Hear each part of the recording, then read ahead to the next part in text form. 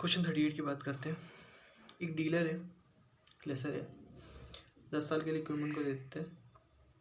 Equipment specialise nature का नहीं है। एक्सपेक्टेड एक ऑल्टरनेटिव यूज़ लेसर की आ सकता है 10 साल के बाद। 15,000 रुपये हर साल के एंड में मिलेंगे।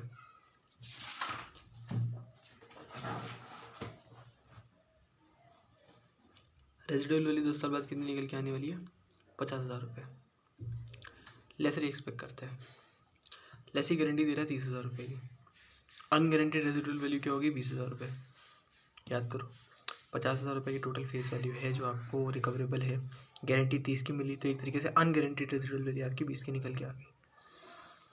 इक्विपमेंट की लाइफ कितनी थी? 15 साल की थी। कैरिंग अमाउंट 1 लाख अभी मेरी बुक्स में है। फे वैल्यू इसकी 1,11,000 है मेरी बुक्स में। लेसी ओनरशिप नहीं देना चाह रहा है लेसर को, मतलब लेसी को ओनरशिप नहीं देना चाह रहा है टर्म खत्म होने के बाद। अब बताओ लेसर इसकी अकाउंटिंग कैसे करें? हमने पहला क्वेश्चन करना है ये, जहाँ पर हम लेसर की बात करेंगे। ठीक है, लेसर की बात कर लेते हैं।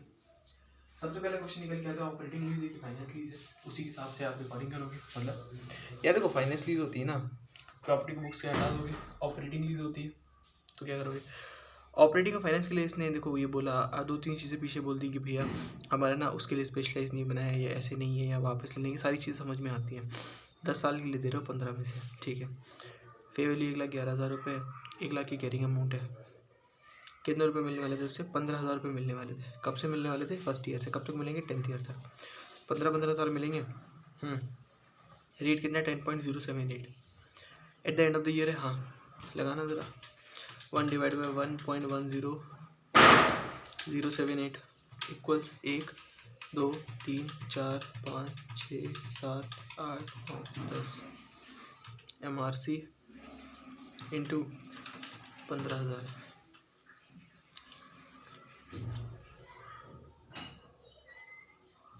91,860 करके कुछ वैल्यू आ रही थी मेरी। अच्छा, यहाँ तक की वैल्यू मेरी आ रही है 91,860।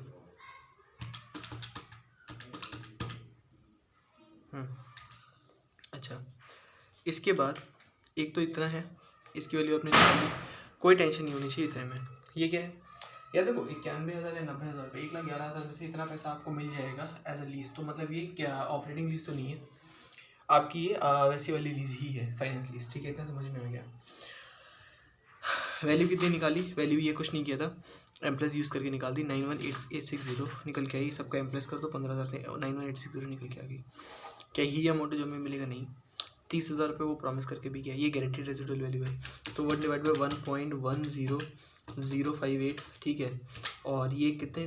2, 3, 4, 5, 6, 7, 8, 9, 10 10वें साल तक लेके जाओ। 30,000 रुपये गारंटीड है।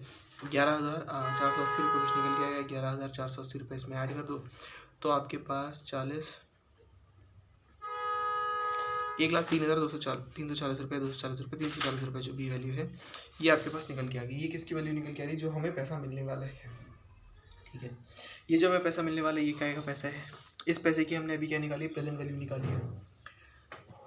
टू रेवेन्यू चलेगी ना बुक से, ये रेवेन्यू रिकग्नाइज कर लेगा, कर ले रिकग्नाइज।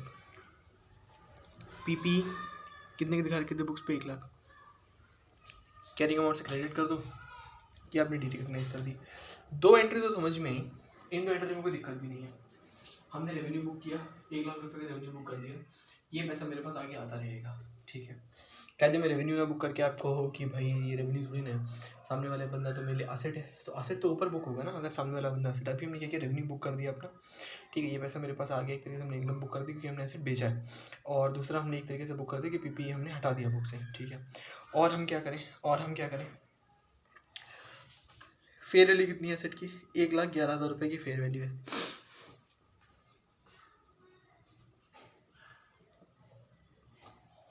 फेयर वैल्यू डेबिट मार दिया। Net investment in the Lesi 1,11,000 रुपये के हिसाब से डेबिट कर रहे हो। ये किस हिसाब से डेबिट कर रहे हो यार? क्या बोल रहे हो? कहना क्या चाह रहे हो? 1,11,000 रुपये के मन मर्जी चली जो 1,11,000 रुपये का डेबिट क्रेडिट कुछ भी कर दोगे। This is net investment in the lease 1,11,000 रुपये। ये पॉइंट सिंपल सी बात कहता है कि 15,000 रुपये की डिस्काउंटिंग करो, 1,03,340 रुपये निकल के आएगी। 20,000 रुपये अनगारंटीड रेजिडुअल वैल्यू है, उसकी भी डेबिट करके डिस्काउंटिंग करना 7,660 रुपये निकल के आएगी। दोनों को ऐड करोगे 1,11,000 रुपये निकल के आ रहे हैं। यहाँ पर बोल दिए कि फेयर वैल्यू ही 1,11,000 है, तो आपको ये लगेगा फेयर वैल्यू रिकॉर्ड करिए, लेकिन कायदे में ये एक तरीके से सही रिकॉर्ड करें ना हमने, इसलिए यहाँ पर देखो एन लिखा था, एन लिख दो या फिर फिनिशियल एसेट लिख दो। फिनिशियल एसेट हुआ कि उस बंदे से हम 1,11,000 रुपये या लीज से हम 1,11,000 रुपये रिकवर करने वाले हैं। क्यों? 1,03,340 रुपये तो हम रिकवर करने ही वाले हैं। ये तो मेरी गारंटीड रेजिडुअल वैल्यू होगी, जो पोर्शन मिलने वाला लीज का वो उसकी प्रेजेंट वैल्यू होगी। साथ में अनगारंटीड रेजिडुअल वैल्यू जो 20,000 रुपये की, उसका भी डिस्काउंट करके आज की वैल्यू निकालो, उसको ऐड कर दो इसमें, ये मेरे पास निकल के आ गई। कोई टेंशन कोई दिक्कत है तो बताओ, ठीक है। इसके बाद जो असेट गया था, ये कह रहे हैं cost of goods sold is the carrying amount of the equipment 1,00,000 रुपये less the present value of the unguaranteed residual value. इसने कहा 1,00,000 रुपये का असेट था, गया मेरी बुक से 7,760 रुपये दे के ही जाएगा। 93,000 जो भी निकल के आ रहा है, ये यहाँ पर 93,000 डेबिट मार दिया इसने, 92,340 रुपये। ये cost of the goods sold के मार के डेबिट मारा है। क्या किया इसने? What he is trying to do over here. देखो 2 एंट्रीज हैं। पहली एंट्री क्या है? पहली एंट्री जो आप क्रिएट करते हो, जो आप कहते हो कि देखो हमने लीज ली है, तो सामने वाला बंदा जो लेसर है, लेसर क्या करेगा? लेसर के पास एक फिनिशियल एसेट है, तो फिनिशियल एसेट जो है वो 1,11,000 रुपये का। इस बात में कोई जद्दोजहद नहीं। बुक से रेवेन्यू को हटा देता है, 1,00,000 रुपये से उसने पीपी जो भी मेरी बुक्स में था उसको हटा दिया। इसमें भी कोई जद्दोजहद नहीं, ये भी एंट्री ठीक है भाई, ये भी एंट्री ठीक है। हमें ये वाली एंट्री में दिक्कत है और इस वाली एंट्री में तो पूरी दिक्कत है। ये आप कॉस्ट को डेबिट कर रहे हो, रेवेन्यू को क्रिएट कर रहे हो, आप करना क्या चाहते हो? तो उसने कहा देखो सिंपल सी बात है, एक काम करो, इस रेवेन्यू को इतना ना लेके कॉस्ट में क्या किया उसने, 1,00,000 रुपये में से 7,760 रुपये माइनस कर दिए। आप क्या करो, 7,760 रुपये ना क्रेडिट साइड में ले आओ, तो क्या हो जाएगा, ये 1,10,000 रुपये हो जाएगा। तो यानी कि टू रेवेन्यू 1,10,000 रुपये हो जाएगा और कॉस्ट में आपका 1,00,000 रुपये ऐड हो जाएगा और कुछ भी नहीं होगा। यानी कि उसने किया क्या है, उसने करने की कोशिश क्या करी है, अगर रेवेन्यू की साइड 1,03,340 रुपये वो ले गया और कॉस्ट की साइड 92,000 रुपये ले गया, तो इन दोनों का डिफरेंस कितना निकल के आ रहा है? 1,03,340 रुपये माइनस 92,340 रुपये, इन दोनों का डिफरेंस निकल के आ रहा है 11,000 रुपये का। फेयर वैल्यू और कैरिंग अमाउंट के बीच का जो डिफरेंस है वो उसने इनडायरेक्टली या डायरेक्टली क्या किया आपका, लेके जाओगे ना बुक्स में, हाँ है ना? हाँ, जो फेयर वैल्यू कैरिंग अमाउंट का डिफरेंस है वो आप किस में लेके जाओगे, पीनल में लेके जाओगे ना। तो उसको ले जाने का तरीका है ये, क्या तरीका निकल के आया? सबसे पहले हमने कहा सिंपल सी है, हम किसकी बुक्स में रिकॉर्ड कर रहे हैं, लेसर की बुक्स में रिकॉर्ड करने जा रहे हैं। क्या रिकॉर्ड करेंगे?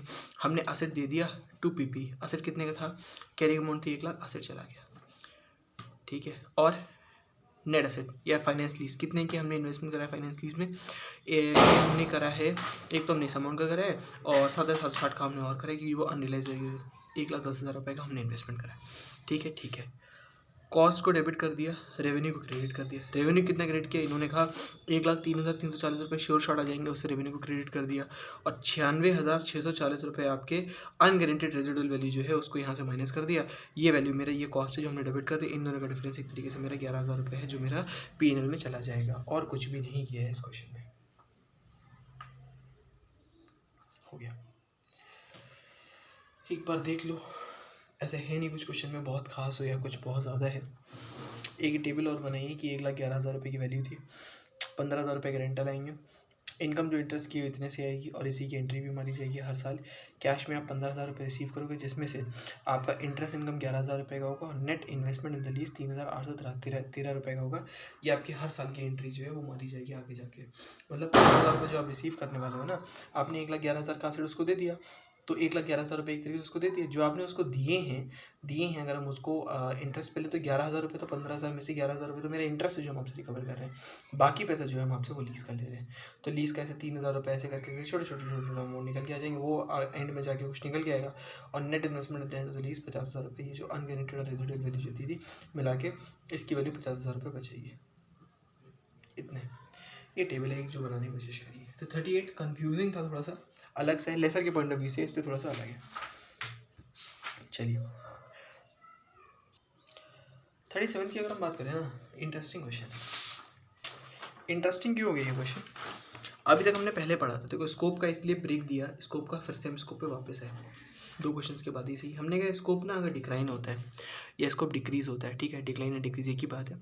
मान लो हमने कहा एरिया डिक्लाइन होती है, ये डिक्रीज होते हैं, तो आपने क्या कहा था कि एरिया डिक्रीज होती है तो प्रोपोर्शनेट एरिया कम कर दो। और प्रोपोर्शनेट एरिया कैसे कम करोगे, उतनी ही प्रोपोर्शनेट ROS को क्रेडिट कर देना और इसको डेबिट कर देना लीज लाइबिलिटी को, ठीक है, हम कर देंगे। और ईयर के लिए क्या बोला था, ईयर के लिए बोला था कि मान लो 8 साल थे, अब 6 साल पहले है तो 6 साल की वैल्यू कंप्यूट करो और उसके हिसाब से निकालो। ये क्वेश्चन उसी चीज़ को जज करेगा। बहुत बेहतरीन क्वेश्चन बनाया इन्होंने, आए ना आए किस्मत के ऊपर है। लेसी एंटर करता है 10 साल की लीज पे, 2000 square metres of office space की लीज है क्या। इन्होंने कहा 10 साल की लीज थी, 1 लाख रुपए हर साल मिलने वाले थे, एडिट दे रखा तो कोई दिक्कत नहीं है, 6% के हिसाब से पहले निकाल दो, पहले 1 लाख रुपए की वैल्यू निकाल दो, 6% के हिसाब से निकाल ली। क्वेश्चन से ही पढ़ लेंगे डायरेक्टली। सबसे पहले टेबल कौन सी बन रही है, ये 1 लाख रुपए की वैल्यू तो 6% के हिसाब से निकाल ली, 7,35,900 रुपये वैल्यू आ जाएगी। ROS account debit to lease library की पहली एंट्री आपने 7,35,900 रुपये की मार दी, ठीक है, मार दी। अब इसने कहा at the beginning of year 6, तो पहले बिगिनिंग ऑफ ईयर 6 पे वैल्यूज़ लेके जाओ। कैसे लेके जाओगे, आपने कहा कि भैया ये जो है इसमें हम क्या करेंगे, हर साल इंटरेस्ट ऐड करेंगे और 1 लाख रुपये माइनस करते चले जाएंगे, ठीक है, ठीक है, 5 साल तक करना है ऐसा। हाँ, 7,35,900 में इंटरेस्ट ऐड किया, लीज एंटर किया, क्लोजिंग बैलेंस निकल के आ गया, 6 साल की ओपनिंग बैलेंस निकल के आ गया। असेट के लिए क्या करो, 735 डिवाइड बाय 10 साल है ना, तो इतना ही आ जाएगा अमाउंट, हर साल माइनस करो तो इतना आपके पास बैलेंस आ गया। 6 साल की ओपनिंग में हम खड़े हैं, वहाँ पर हमें एंट्री पास करनी, 6 साल की ओपनिंग पे हमने बैलेंस निकाल लिया, कोई टेंशन नहीं, ईजी था। अब ये कह रहा है 6ठे साल में इसने बोला इंक्लूड एन एडिशनल 150 रुपये, 150 square metres of space in the same building starting from year 6। Scope क्या कर रहे हैं, स्कोप तो बढ़ा रहे हैं। बढ़ाने के केस में क्या हमें ROU एसेट को रीमेजर करना पड़ता है, नहीं, बढ़ाने के केस में हम कुछ नहीं करने वाले, हम लीज लाइब्रेरी को रीमेजर करेंगे, लीज लाइब्रेरी जितने की निकल के आएगी और जो अभी की वैल्यू खड़ी इन दोनों का डिफरेंस लेंगे, ROU अकाउंट पे टू लीज लाइब्रेरी की एंट्री मार देंगे। बढ़ाने के केस में कोई दिक्कत ही नहीं है, सिंपल इतना होता तो बात ही क्या थी। फिर इसने कहा reduce the lease term from 10 years to 8 years, और 3500 स्क्वायर मीटर्स आपके हो गए, 2000 प्लस 1500, 3500 हो गए। इसके लिए 1.5 लाख रुपये आपको मिलेगा ईयर 6, 7, 8 में, और 6% के बदले 7% का रेट हो गया। अगर आपके पास सिर्फ और सिर्फ यही होता, क्या करते, 1.5 लाख, 1.5 लाख, 1.5 लाख, 1.5 लाख, 1.5 लाख, 7% के हिसाब से डिस्काउंटिंग करते, आज की वैल्यू निकल के आती लीज लाइब्रेरी की, जो वैल्यू बुक्स में खड़ी है, जो वैल्यू ये है, दोनों का डिफरेंस लो, और ये स्कोप का इंक्रीज हुआ था, सिंपल सा मार दो। लेकिन इसने क्या किया, साथ में स्कोप डिक्रीज किया, एक 10 साल के बदले 8 साल लगा दिया। अब अगर इसने स्कोप डिक्रीज किया है, साथ में और क्या बोला है इसने, the consideration for the scope in the price of data that is not compensate with the standard price does not compensate. अब बताओ क्या करोगे। सबसे पहले इसने कहा हम decrease in the lease term की अकाउंटिंग करेंगे, मतलब स्कोप रिड्यूस किया है ना, हम उसकी करेंगे। कैसे कर दें, स्कोप डिक्रीज हुआ उसकी कैसे कर दो, या स्कोप किसका डिक्रीज किया है, 1 लाख मिलते, 3 साल तक मिलेंगे ना, अब 1 लाख 3 साल तक ले लो,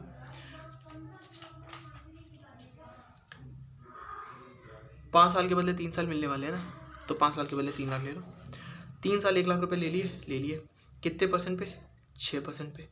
वैल्यू निकल के आई, हाँ निकल के आई। सर ये वैल्यू अब जो निकल के आएगी, ये तो आपने कह दिया 30 लीज लाइब्रेरी की 3 साल की वैल्यू है, हम मना नहीं कर रहे हैं, हम उस चीज़ के लिए बिल्कुल मना नहीं कर रहे कि ये लीज लाइब्रेरी की जो वैल्यू निकल के आएगी 3 लाख 3 साल की निकल के आएगी। ये कहाँ से आपका मेजर कर जाएगा, 6% पे निकाला है, 6% का रेट था क्या शुरुआत में, हाँ 6% का रेट था शुरुआत में। ये लीज लाइब्रेरी की मेरी वैल्यू होनी चाहिए 1 लाख के हिसाब से। अच्छा, असेट की क्या वैल्यू होनी चाहिए फिर, क्वेश्चन मार्क, बड़ा सा क्वेश्चन मार्क। असेट तो डिप्रिशिएट करोगे ना 5 साल में, असेट की क्या वैल्यू होनी चाहिए बताओ, निकाल कर दिखा दो तो जान जाए आपको। ये क्या बोल गया, लाइब्रेरी के तो आप निकाल लोगे ऐसे अगर आप निकाल, देखो दिमाग में यही चीज़ आएगी, सबसे पहले मैंने भी यही करा, दिमाग में आया मैंने कर दिया, गलत कैसे है। असेट की निकाल के दिखाओ ना यार, फिर असेट 5 साल की वैल्यू बची हुई है, 5 साल को 3 साल में डिप्रिशिएट कर दोगे, ऐसा बोलोगे क्या, कर पाओ तो कर देना।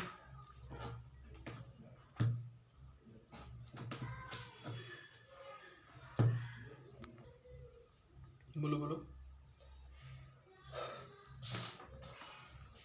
हम तो यही करेंगे, मान ली ये बात। देखो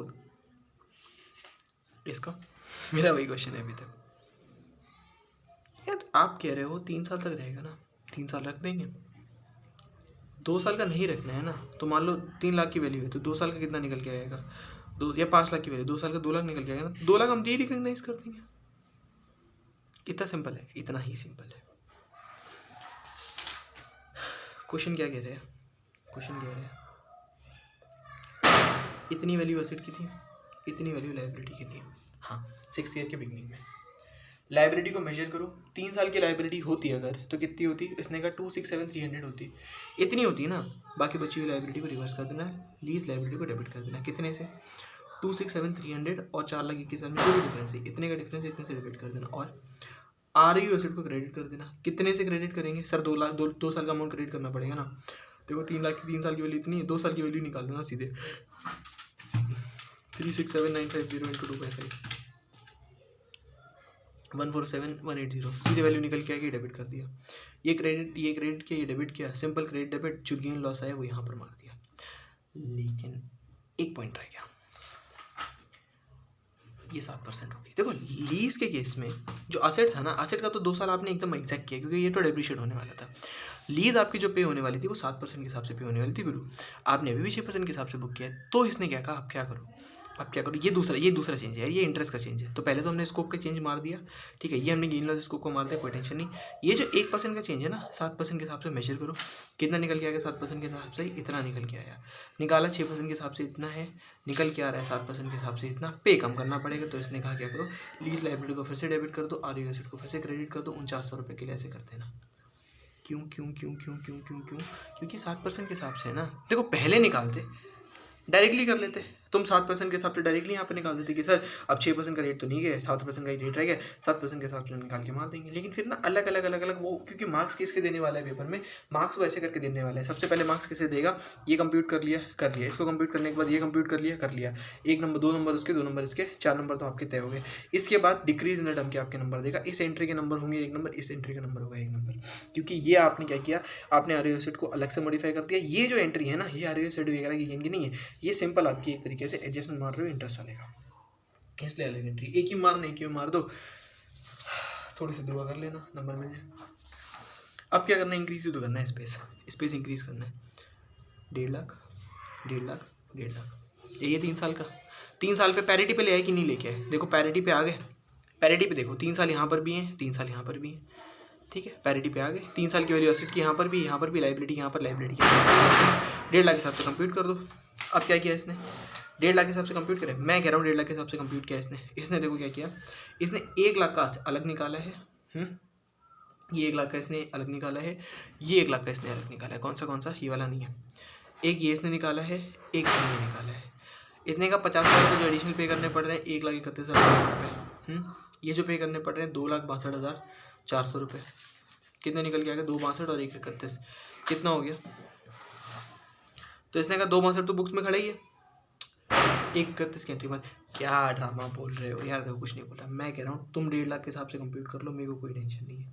तुमने 1.5 लाख के हिसाब से कंप्यूट कर लिया, @ 7% का रिड्यूस कर लेना, तुम्हारे पास वैल्यू जो निकल के आएगी वो कितनी निकल जाएगी, निकाल लेते हैं ना। 1 / 1.07, 1 2 3 MRC इंटू 1.5 लाख, कितनी निकल के आ रही है, 393,647 की वैल्यू निकल के आ रही है। बुक्स में कितने खड़ा है, अभी बुक्स में क्या कितने खड़ा है, लाइबिलिटी कितनी खड़ी, चाचा लाइबिलिटी से तो कंपैरिजन करते हो, लाइबिलिटी खड़ी है, मेरी खड़ी है, लाइबिलिटी खड़ी है, मेरी खड़ी है 267,300 1,26,340। क्या आंसर निकाला, 1,31,000 का आंसर है यार, रेट का कोई फ़र्क आ गया होगा, ऐसे कैसे मान लें, दोबारा निकाल के दिखाओ।